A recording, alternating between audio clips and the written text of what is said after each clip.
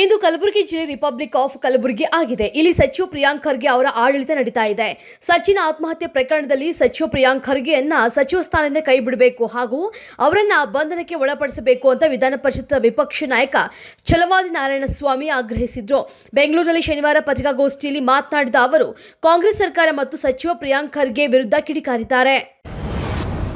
ಕೃಷಿ ಉದ್ದೇಶಕ್ಕೆಂದು ನಿರ್ಮಾಣ ಮಾಡಿ ಬಹುಗ್ರಾಮ ಕುಡಿಯುವ ನೀರಿನ ಯೋಜನೆಗೆ ಬಳಸಿಕೊಳ್ಳುವ ನಿರ್ಧಾರದಿಂದ ಈ ಕಿಂಡಿ ಅಣೆಕಟ್ಟು ಅನುಷ್ಠಾನವಾದರೂ ಈವರೆಗೂ ಅದು ಫಲಕ್ಕೆ ಸಿಕ್ಕಿಲ್ಲ.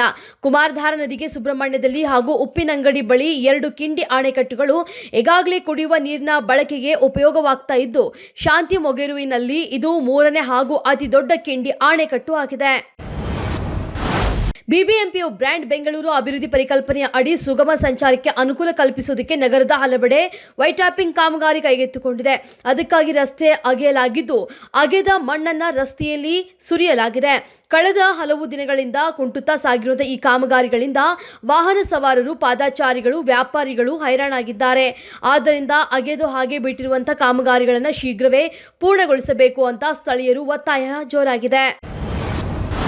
ಅಖಿಲ ಹವ್ಯಕ ಮಹಾಸಭಾ ಅರಮನೆ ಮೈದಾನದಲ್ಲಿ ಆಯೋಜಿಸಿದಂತಹ ತೃತೀಯ ವಿಶ್ವ ಹವ್ಯಕ ಸಮ್ಮೇಳನಕ್ಕೆ ಚಾಲನೆ ನೀಡಿ ಮಾತನಾಡುವಂತಹ ರಾಮಚಂದ್ರಾಪುರ ಮಠದ ಪೀಠಾಧಿಪತಿ ರಾಘವೇಶ್ವರ ಭಾರತಿ ಸ್ವಾಮೀಜಿ, 30 ವರ್ಷಗಳ ಹಿಂದೆ ಇದ್ದ ಹವ್ಯಕರ ಜನಸಂಖ್ಯೆ ಇಂದು ಅದರ ಅರ್ಧದಷ್ಟಿಲ್ಲ. ದೇಶಕ್ಕೆ ಅವಶ್ಯ ಇಲ್ಲದವರು ಜನಸಂಖ್ಯಾ ನಿಯಂತ್ರಣ ಕಾಯ್ದೆ ಪಾಲಿಸದೇ ಇರುವಾಗ ಇಡೀ ಜಗತ್ತಿಗೆ ಅವಶ್ಯಕವಾಗಿ ಬೇಕಾದ ಹವ್ಯಕರು ಕಾಯ್ದೆ ಪಾಲನೆ ಮಾಡುವ ಮೂಲಕ ಮದುವೆ ಮಕ್ಕಳಿಂದ ದೂರವಾಗ್ತಾ ಇದ್ದಾರೆ.